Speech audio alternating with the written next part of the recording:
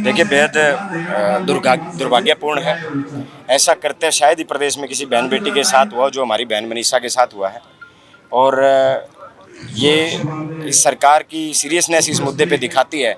जो लोग बेटी बचाओ बेटी पढ़ाओ का नारा देते हैं, उन लोगों की सीरियसनेस इस मुद्दे के प्रति, इस बहन के प्रति इतनी है कि आज इतने दिन बीत जाने के बावजूद भी ना कोई कातिलों का सुराग लगा पाए, ना उनको पकड़ पाए।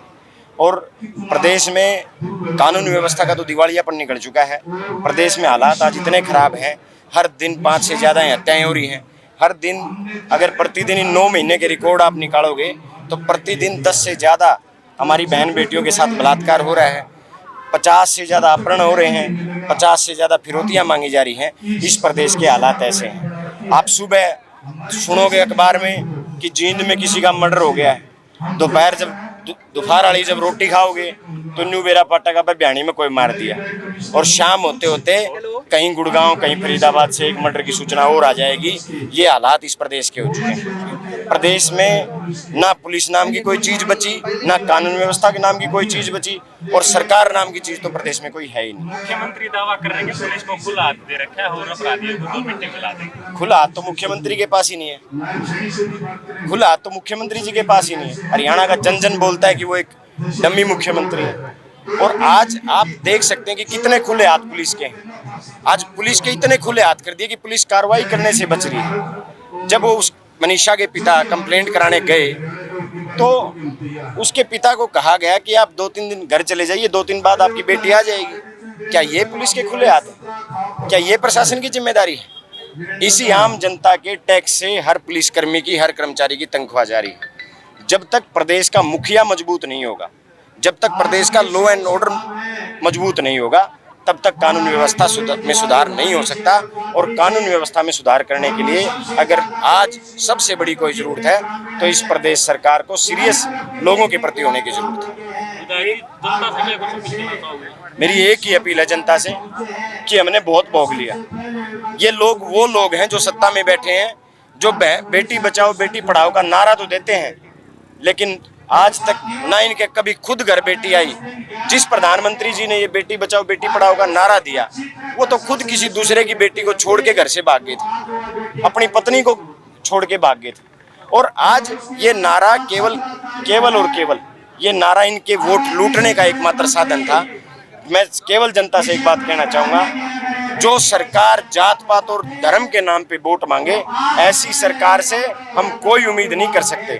जो लोग हमसे वोट जात पात और धर्म के नाम पे लेते हैं, वो हमारे लिए कुछ नहीं कर सकते। मेरी जनता से एक ही अपील है, अब समय आ गया है कि हम सबको, 36 बिरादरी को मुद्दों के ऊपर वोट डालने की जरूरत है। और ऐसी सरकार जो हमें सुरक्षा प्रदान नहीं कर सकती, हमारी बेटियों को स्कूल में, सड़क के ऊपर, घर में सुरक्षा प्रदान नहीं कर सकती, ऐसी सरकार को तुरंत बदलना चाहिए। अभी मुख्यमंत्री का एक बयान आया, वो कह रहे हैं कि जो जिले का पुलिस कप्तान है वो बदल दिया और 5 पुलिस कर्मचारियों को सस्पेंड करके जांच कर रहे हो, त्वरित कार्रवाई हम कर रहे हैं। मुझे एक बात समझ नहीं आती, जब इस सरकार के ऊपर उंगली उठती है, जब ये जनता, जब ये विपक्ष सरकार के ऊपर अपनी बात रखता है, तो एक बात समझ नहीं आई कि क्या चंद अधिकारियों के सस्पेंशन से मनीषा वापस आ जाएगी?